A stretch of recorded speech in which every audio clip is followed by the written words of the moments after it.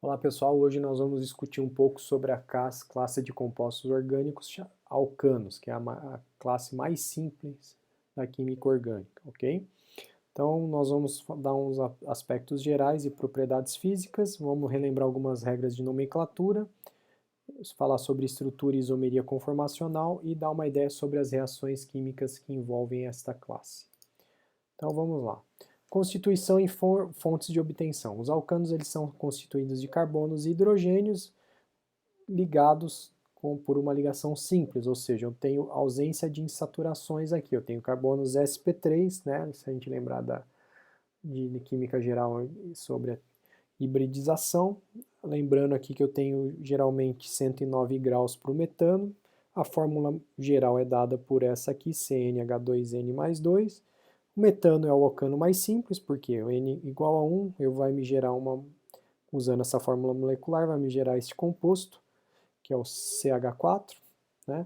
Fontes de obtenção dos alcanos, geralmente gás natural, ele é composto por 95% de hidrocarbonetos, onde esses 95%, 90% é metano, ok? É o gás metano. E aí você tem alguns outros demais compostos aí, como nitrogênio, CO2 e ácido sulfídrico, né? Eu posso obter alcanos de petróleo, onde o petróleo é uma mistura de centenas de hidrocarbonetos, aí eu não tenho só alcanos, eu tenho outros hidrocarbonetos como alcenos, compostos aromáticos, halogenados e etc. Né?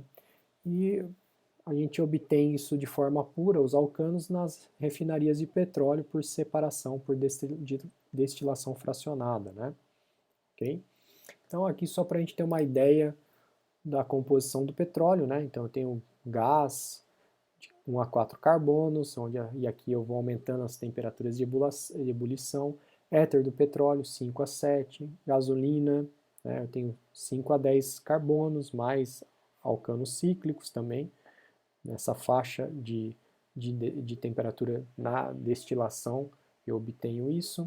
Querosene 12 a 18 mais compostos aromáticos e assim por diante, e além disso eu tenho até sólidos, que é o asfalto, que são alguns policíclicos aí também. Okay? Então, propriedades físicas, eles têm baixa polaridade, né? Eu tenho carbonos e hidrogênios, a gente vai ver mais para frente aí nos slides que a eletronegatividade do carbono e hidrogênio é muito parecida, né? Então, essas moléculas elas interagem entre si por dipolo induzido, né? Forças de Van der Waals, ok? E a força de interação intermolecular depende muito da área de contato e do arranjo, né? Que essas moléculas têm durante a interação. Alcanos lineares, o aumento de 20 a 30 graus na temperatura de ebulição para cada CH2 adicionado. Na temperatura de fusão, isso não é regular, porque depende desse arranjo e tem tudo a ver com esses dois tópicos aqui, que é dipolo induzido e força de interação. Né? E aí, para dar uma ideia para vocês, que o polietileno é o alcano mais denso, aí, que ele tem uma densidade muito próxima da água aí, ok? Vamos lembrar um pouco de nomenclatura, né? Então, isso aí para a gente relembrando que os 4 primeiros alcanos aí tem 1, 2, 3 e 4 carbonos, a gente usa os prefixos met, et, prop e but, respectivamente. Os demais alcanos usa-se prefixos gregos, pente, hexa, hepta, octa e assim por diante. E o sufixo que vai nos dar a classe de compostos orgânicos, no caso alcanos é o ano, né? Então aqui tem alguns alcanos acíclicos e não ramificados, metano, etano, propano, né, butano, N-butano, N-pentano, N-hexano e assim por diante, ok? Quando eu tenho ramificações, né, alcanos acíclicos e ramificados, são compostos que apresentam grupos ou ramificações ligados a essa cadeia principal. O que é a cadeia principal? Vai ser a cadeia que vai conter o maior número de carbonos aí, né? Eu posso ter nomes sistemáticos ou não sistemáticos para esses alcanos, né? Na nomenclatura sistemática eu uso o nome do grupo mais o nome da cadeia principal. Nomenclatura não sistemática tem alguns prefixos do tipo iso, nel, terc, sec, mais a quantidade de carbonos que você tem na molécula, né? Então aqui, para vocês terem uma ideia, para esse composto aqui, eu tenho uma cadeia principal que ela está em vermelho, e eu tenho uma ramificação que está em azul aqui, né? E aqui eu tenho algumas nomenclaturas aí já não sistemáticas, né? Então aqui, por exemplo, eu tenho o isobutano, né? Então o prefixo iso.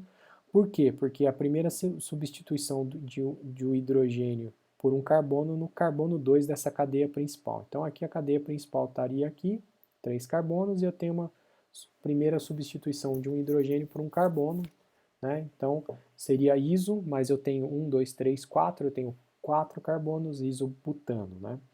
Aqui eu tenho uma cadeia principal que ela pode ser, ela tem 3 carbonos aqui, aqui ou aqui, e eu tenho duas substituições no carbono 2, então eu uso o prefixo nel, que é a segunda substituição do hidrogênio por carbono no carbono 2 dessa cadeia principal. Então neste caso aqui eu tenho o nel, mas eu tenho 5 carbonos, então esse cara é o nel pentano. Aqui eu tenho o isohexano, né? Eu tenho 1, 2, 3, 4, 5, 6 carbonos. Aqui eu tenho o isopentano, eu tenho 4, 5 carbonos e assim por diante. Okay? Nomenclatura dessas ramificações. Essas ramificações usam os prefixos do número de carbonos mais o sufixo il ou ila, né? Então, se eu tenho metano, eu tiro um hidrogênio, eu fico com a metila ou metil, etano, etil, etila, e assim por diante. Agora, e na nomenclatura não sistemática, a coisa muda um pouquinho, né? Eu tenho mesmo sufixo, ok? Então, se eu pensar no isobutano e eu tiro o hidrogênio da ponta, eu fico com isobutila. Se eu fico com esse mesmo isobutano, mas eu tiro o hidrogênio do carbono 2 aí, né? Eu tenho um terc-butila, porque neste caso a valência aí, onde será ligado na cadeia principal, a ligação será feita com esse carbono terciário, né? Que tem 3 carbonos ligados a ele, ok? Então, se eu tenho um N-butano e eu tiro a valência será no carbono 2, eu tenho um sec-butila, porque é um carbono secundário, né? E se eu tenho o propano e tiro a valência do carbono 2, eu tenho o isopropilo, ok? Então, eu tenho os radicais também, na verdade um radical tem um elétron a menos que o grupo, ou seja, tem um elétron desemparelhado, a nomenclatura sistemática ou não sistemática, né? Seguindo a palavra radical aí. Então, por exemplo, radical metila, radical etila, radical isopropila. Então a ideia é muito semelhante à dos grupos, ok? Então vamos pensar na nomenclatura agora, pensando como eu faço para nomear um composto ramificado. Primeiro eu nomeio a cadeia principal, então eu indico a posição da ramificação usando-se a menor numeração possível e eu coloco os radicais em ordem alfabética, ok? Então, neste caso aqui eu tenho só um radical, então a ordem alfabética não é importante. E aí eu faço numeração da esquerda para a direita, da direita para a esquerda, e eu chego na menor numeração quando eu faço da esquerda para a direita. Então, este composto aqui é o 2-metilpentano. Por que 2-metilpentano? 2-metil porque ele está no carbono 2, e pentano porque a cadeia principal tem 1, 2, 3, 4, 5 carbonos. Okay? 2 ou mais grupos iguais, usa-se o prefixo de quantidade com a menor numeração. Ok? Então, aqui eu fazendo a numeração da esquerda para a direita, 1, 2, 3, eu vejo que ela tem a menor numeração possível, a menor soma neste caso, porque eu tenho várias ramificações, e aí eu começo a colocar isso em ordem alfabética. Então, tomem cuidado aqui, é interessante esse exemplo, que eu tenho 3-etil, depois eu tenho 2,3-dimetil, aqui pode dar uma confusão, né? Falar, poxa, o D vem antes do E no alfabeto, né? Mas esse prefixo de quantidade não é levado em consideração neste caso, tá? Então, por quê? Porque ele é um prefixo de quantidade, ele não é o nome da ramificação. Por isso, então, a gente segue E, M e P, né? Porque eu tenho um propil aqui na posição 5. Então, por isso que este composto é o 3-etil, 2,3-dimetil, 5-propil-octano, porque a cadeia principal tem 8 carbonos aqui, tá? Então, esse exemplo é bem interessante. Quando eu tenho uma ramificação com ramificações, eu tenho que fazer a nomeação dessa ramificação como se fosse um alcano ramificado, mas eu não vou usar o sufixo ano, vou usar il, né? Então aqui olhando este caso aqui, que é uma ramificação com ramificações, eu tenho um 2,2-dimetilpropil, né? Porque eu tenho 1, 2, 3 na cadeia principal, 2,2-dimetil, né? Então esse aqui seria o meu 2,2-dimetilpropil. E aí eu tenho também um etil aqui. Mas olha que interessante, neste caso, o nome do radical é 2,2-dimetilpropil. Então, neste caso, o prefixo de quantidade do dimetil é levado em consideração na ordem alfabética. Então, para este caso, eu tenho 5,2,2-dimetil, 6-etil, 1 decano, porque essa cadeia tem 11 carbonos, ok? Grupos ramificados ou radicais, a numeração inicia-se pela valência. Então, neste caso aqui, eu tenho um grupo, né, ou um radical. Então, a numeração aqui vai se iniciar pela valência sempre. Então, eu tenho 1, 2, 3, né, 4, 5, 6, 7, 8. Então, aqui é o 4. Por isso que, neste caso aqui, a somatória daria muito maior do que se eu iniciasse por aqui, né? Mas, como é um caso de uma ramificação ou um radical, é sempre necessário iniciar-se pela carbono, onde tem essa valência livre, ok? Então, nomenclatura, por exemplo, de alcanos cíclicos, eu uso a palavra ciclo mais o nome do alcano, usando as mesmas regras que a gente discutiu até agora. Ciclo propano, ciclo butano, 1,2-dimetil, ciclo pentano, 1-etil, 3-metil, ciclo hexano e assim por diante. Okay? Então, nomenclatura de alguns aletos de alquila. Né? Então, o que é um aleto de alquila? Na verdade, é um composto onde você substitui um hidrogênio por halogênio. Né? Então, eu tenho nomenclatura substitutiva, onde eu uso o nome do halogênio mais o nome do alcano. Então, por exemplo, flúor, metano, iodo, o alcano seria o propano, que foi feita a substituição, 3 bromo, 1 cloro, butano, e assim por diante. E eu posso também ter a nomenclatura rádico-funcional, onde eu uso a palavra, o nome do aleto, D, mais o radical do alcano. Então eu tenho cloreto de metila, que é o radical metila, cloreto de metileno, né, ou diclorometano também conhecido, o clorofórmio, né, também. Compostos totalmente substituídos têm um prefixo especial, que é o per. Então eu tenho percloroetano, onde o etano teve todos os seus 6 hidrogênios substituídos pelo cloro. Aqui eu tenho perfluorociclohexano, onde os 12 hidrogênios foram substituídos por 12 flúors, né? Então esse prefixo per nos indica que houve total substituição de hidrogênios por halogênios aí. Vamos dar uma ideia agora de estrutura e isomeria conformacional, né? Então, para antes disso, vamos classificar os tipos de carbonos em alcanos. A gente já discutiu um pouco disso nas nomenclaturas aí. Então, a classificação dos carbonos em relação à substituição de hidrogênio por um outro carbono, ou seja, um carbono primário dentro de um alcano é um carbono ligado a apenas um outro carbono. Um carbono secundário ele é um carbono que tem apenas 2 outros carbonos ligados, né? Terciário, 3 outros carbonos, e quaternário é um ligado apenas a 4 outros carbonos, ok? Então isso a gente já intuitivamente já foi discutindo nas nomenclaturas anteriormente. Aí.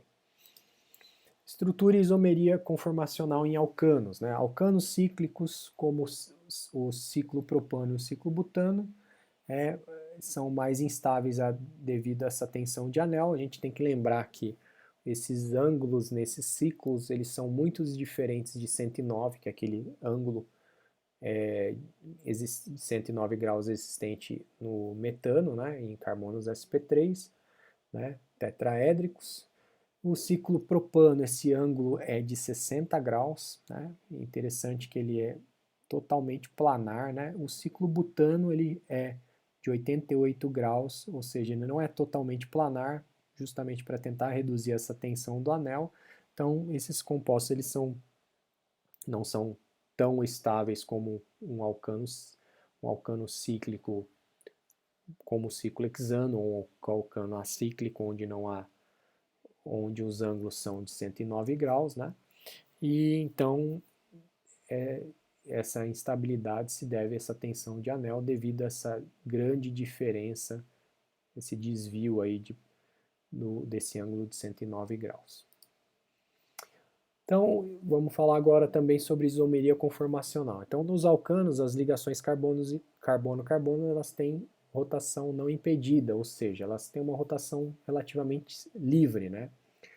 E essa rotação, ela acarreta na molécula, fazendo com que ela apresente vários arranjos atômicos no espaço, né? Lembrando que esses arranjos atômicos, eles são originados apenas dessa rotação da ligação simples, sem quebra de ligação, né? Então, esses arranjos são chamados de conformers, né? Então, o estudo conformacional estuda os arranjos mais estáveis, né? E a gente pode lembrar também, um exemplo clássico aí, é a origem da alfa-hélice do DNA, né? Que se deve a uma conformação que gera essa estrutura de alfa-hélice, né? Então a gente pode pegar, por exemplo, o etano, que é o composto alcano mais simples, onde tem essa rotação, e aí eu vou rotacionar, que é o que a gente chama de um ângulo diedro, né, diedral, entre hidrogênio, carbono, carbono e outro hidrogênio, né? Então eu estou levando em consideração dois hidrogênios ligados a carbonos diferentes aí, né? E aqui eu vou olhar o que acontece com a energia durante essa rotação, né? Dessa ligação simples aí, ok? Então, se a gente olhar aqui para o etano, a gente tem duas conformações aí, uma que a gente chama de cis, né, que é dada aqui embaixo, ou eclipsada, né, onde todos os hidrogênios eles estão eclipsados ou faceados aí, né, e uma conformação gauche, onde esses hidrogênios eles estão alternados, ou estrela, né, que a gente chamava. E aí a gente pode ver que quando a gente tem esses hidrogênios na posição em 0 grau, né, adotando esse ângulo diedro aqui, começando com 0 e fazendo a variação, eu tenho uma energia alta, né, de 2 quilocalorias por mol, e o mais estável é em 60, onde esses hidrogênios eles estão estrelados aí, né? Tá? Então aqui tem uma curva de energia potencial calculada, foi calculada teoricamente, ok? E a gente vê que esses arranjos, eles têm uma certa energia, fazendo com que leve os alcanos ter uma preferência aí nesses arranjos durante uma reação, durante uma interação com outro alcano e assim por diante. Okay? Se eu pensar em compostos cíclicos, um exemplo clássico é o ciclo hexano, né, onde eu tenho duas conformações preferenciais, a cadeira e o bote torcido. Então, aqui embaixo está a cadeira, né, então é cadeira porque ela lembra uma cadeira, né, então aqui. Então, a hora que essa cadeira ela se interconverte na outra cadeira, onde esse carbono aqui, neste caso da cadeira, ela está apontando para cima, e o carbono da direita está apontando para baixo, e quando eu começo eu subo este carbono e crio meia cadeira, um barco torcido, um barco de verdade, né? Um barco, na verdade, depois eu volto para um outro barco torcido, uma meia cadeira, e até interconverter na mesma cadeira, mas nesse caso onde o carbono da esquerda está para baixo e o carbono da direita está para cima. Então aqui eu tenho a estrutura da cadeira do ciclo hexano, né? Então aqui para cima, para baixo, e aqui eu tenho uma de um barco torcido, onde a gente consegue ver que eu tenho essas ligações, elas estão esses 3 carbonos estão no plano, esse aqui, e esses 4 carbonos na verdade, e esse aqui, os 2 estão meio para cima, então que é o bote torcido aí, né, ou o barco torcido, ok? Por que é interessante a isomeria conformacional? Então, por exemplo, se eu pegar e fizer uma substituição num ciclo hexano, a gente chega à conclusão que a estrutura mais estável para esse ciclo hexano substituído é com um substituinte na posição equatorial, né, que é dada por essa estrutura aqui, né. Então, existe uma interconversão da estrutura equatorial para axial, está aqui à esquerda, mas quanto maior for esse substituinte, maior vai ser a preferência de manter esse substituinte na equatorial. Então, por exemplo, aqui nós temos uma constante de equilíbrio aí, onde eu tenho a concentração do equatorial sobre a do axial, né? Então, quando esse hidrogênio quando o substituinte é um hidrogênio, o ciclo hexano, constante de equilíbrio é 1, ou seja, tá em esse hidrogênio tanto está na axial e equatorial, dá na mesma proporção, probabilidade, né? Então eu tenho uma população de 50% para cada um deles. Quando eu ponho uma metila, essa constante já pula para 19, né? Então eu tenho uma preferência de 95% do tempo dessa metila está na equatorial e 5% do tempo ela está na axial, né? Ou a população é 95 para 5. Quando é etil também, quando é isopropil isso vai para 92, quando é terquibutil isso já é quase 100% dele ficar na equatorial, né? E assim por diante. Por quê? Porque o que acontece quando eu tenho o substituinte na equatorial? Eu não tenho o que a gente chama de uma repulsão 1,3 de axial, né? Onde esse X faria uma repulsão com esses 2 hidrogênios axiais aqui, que é o que acontece, por exemplo, neste caso, onde o substituinte está axial. Então eu tenho aqui esse hidrogênio tendo uma repulsão estérica e espacial com o meu substituinte. Por isso que quando nós temos um terquibutil, ou seja, um carbono que tem ligado 3 outras metilas, que é um grupo bem volumoso, isso aqui vai ter um impedimento estérico muito forte e a tendência é que ele fique na equatorial, ou seja, neste caso aqui, né, olhando essas projeções de Newman aqui, ok? Vamos ver um pouco de reações aí. Então, alcanos eles apresentam baixa reatividade, por isso que historicamente eles eram chamados de parafina, que quer dizer baixa reatividade. Por quê? Porque as ligações carbono-carbono e carbono-hidrogênio são fortes, né? Então a energia de dissociação está por volta aí de 350 a 380 kJ por mol, respectivamente. Isso se deve à pequena diferença de eletronegatividade entre o carbono e o hidrogênio. Então aqui está a eletronegatividade de Pauli, né? As ligações são pouco polarizadas, isso vai acarretar numa fácil cisão homolítica, né? Ou seja, eu vou quebrar essas ligações carbono-carbono, carbono e hidrogênio, gerando radicais, ou seja, como é uma cisão homolítica, um elétron vai para o carbono e outro elétron vai para o hidrogênio, ou, no caso aqui, os 2 elétrons que compõem a ligação, um vai para cada carbono, né? Então, essa cisão homolítica ou homólise da ligação covalente, essas reações envolvem então radicais que são altamente reativos, né? Então, essas reações elas são feitas em alta temperatura ou presença de luz, né? Então aqui está um exemplo de uma cisão homolítica, né? Onde eu tenho um R3C ligado a um X, né? Onde eu tenho dois radicais formados aí. E é interessante que como eles são altamente reativos, esses radicais reagem entre si, né? Formando novos compostos ou novos radicais, tanto em fase gasosa ou solução. Então, esses radicais eles podem ser formados por fotólise, né? Ou seja, o uso da luz para poder gerar esses radicais, né? Termólise, uso de energia térmica ou temperatura, e eletrólise, uso de corrente elétrica para gerar esses radicais. Eu posso classificar esses radicais com base no tipo de carbono, né, onde encontra essa valência desse elétron desemparelhado. Então aqui, por exemplo, eu tenho um radical metila, um radical primário devido a um carbono primário, radical secundário devido a um carbono secundário, radical terciário devido a um carbono terciário.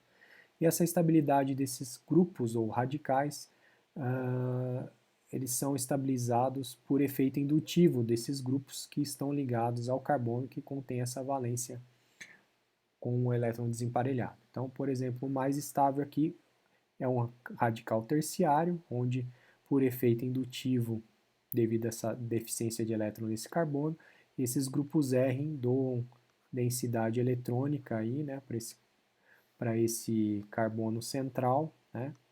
Então existe uma polarização dessas ligações para tentar estabilizar esse carbono que tem uma valência com elétron desemparelhado.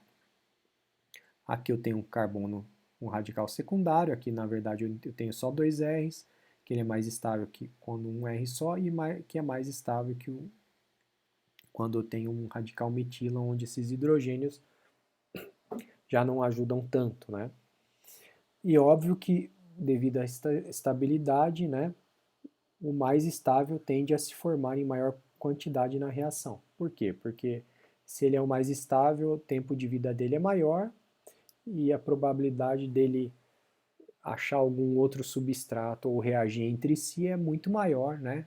Porque o seu tempo seu tempo de vida na reação é alto, ok? Ele não se decompõe rapidamente em outras espécies. Então nós temos a reação de halogenação, ou seja, para os alcanos eu substituo o hidrogênio por X, nós tratamos os alcanos com cloro, bromo e iodo molecular. O flúor é um oxidante muito forte, ele tem um comportamento diferente dos demais, então existe uma outra química para explicar as reações com flúor, mas basicamente para alcanos nós acabamos usando esses três halogênios aí. Então aqui eu tenho o metano reagindo com cloro, ambos em fase gasosa, né? Eu não coloquei o gás aqui, e eu posso usar tanto temperatura como luz, e isso pode me formar clorometano, diclorometano, clorofórmio e tetracloreto de carbono, né? Esses produtos são separados por destilação devido a diferentes temperaturas de ebulição. Essas reações radicalares, elas apresentam três etapas, né? Uma etapa que nós chamamos de iniciação, onde é gerado um radical, propagação, onde a reação desse radical gerado inicialmente, ela vai gerar um outro radical, tá? Então, a reação do radical gerado a partir do radical gerado inicialmente, ou seja, o radical gerado na iniciação, ele reage gerando um outro radical ou um radical igual a ele. Okay? E o término é o consumo de todos os radicais sem formar novas espécies radicalares. Então vamos ver um exemplo aqui agora. Então aqui eu tenho a iniciação daquela reação, exemplo de cloro molecular com metano, onde eu posso colocar temperatura ou luz e eu formo dois cloros radical aqui. Tá? Esse cloro, durante a propagação, vai achar um metano, e vai formar um radical metila, gerando HCl. Então ele meio que rouba um elemento hidrogênio aqui, né? porque o hidrogênio sai, esse hidrogênio sai com um elétron. Posteriormente, essa metila ela pode encontrar um outro cloro, né, e roubar e reagir com esse cloro molecular, gerando clorometano e gerando novamente um radical cloro aí, né? E aí esse radical cloro vai realimentar o ciclo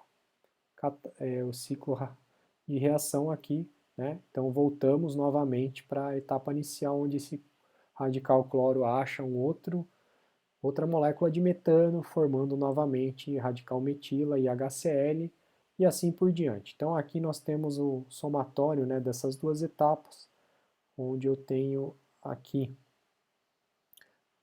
metano reagindo com cloro, formando clorometano e HCl, ácido clorídrico. E o término, né, a etapa término, aí neste caso, eu tenho dois radicais cloro gerando um cloro molecular, eu tenho um radical cloro com uma radical metila gerando clorometano, e eu posso também ter dois radicais metilas gerando etano aí, também, né? E óbvio que a alta concentração desse composto gerado na propagação no reator pode levar à produção de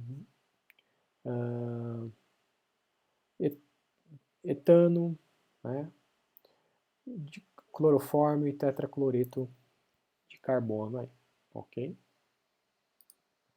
Outro tipo de reação para alcanos é a oxidação, o que a gente chama de combustão, né? Alcanos e outros hidrocarbonetos queimam na presença de oxigênio, resultando em CO2 mais água e energia, né? Isso se a gente pensar na combustão completa, onde aqui nós temos a condição para isso, né? Então o metano, né, aqui com duas moléculas de oxigênio gera CO2 mais água. O butano, aqui 2 mols de butano com 13 mols de oxigênio gera 8 mols de CO2 mais 10 mols de água, né? E obviamente, não havendo oxigênio suficiente, a queima não é completa e formará monóxido de carbono, certo? Então aqui está uma combustão não completa, onde eu vou gerar 2 CO2 mais 4 mols de hidrogênio. Obviamente todas essas reações estão em fase gasosa, né? Eu não coloquei o G de gás aqui, tá? E aí para lembrar, para vocês terem uma ideia, que o CO não é só um vilão, como ele é pintado aí nos noticiários, CO, né, que o efeito estufa. Ele é um importante composto na indústria química. Ele é usado como pigmentos em tintas, aditivos em pneu, fabricação de metanol e formol, né? Então aqui eu tenho duas reações. Eu tenho CO mais hidrogênio formando metanol, que é um combustível, principalmente na Fórmula 1, para a gente lembrar, os carros de Fórmula 1 são usados bastante metanol, né? E o metanol também pode ser usado para formar, né, formol aí, né? Então eu tenho uma oxidação aqui com cobre a 600 graus, né? O cobre é usado como catalisador, e o oxidante aqui é o oxigênio, e eu formo formol aqui, né? Ok? Então, pessoal, era isso que eu queria mostrar para vocês sobre alcanos, né? Então, basicamente, todas as reações mais importantes de alcanos são oxidação e formação de aletos de alquila, né? Via reações radicalares, né? E não há muita emoção nesse tipo de reação, porque não existe um mecanismo aí bem elucidado para esses tipos de reações. Então, geralmente a gente mostra essas reações de forma simples, ok? Então, eu acho que é isso. Um abraço para vocês aí. Até a próxima.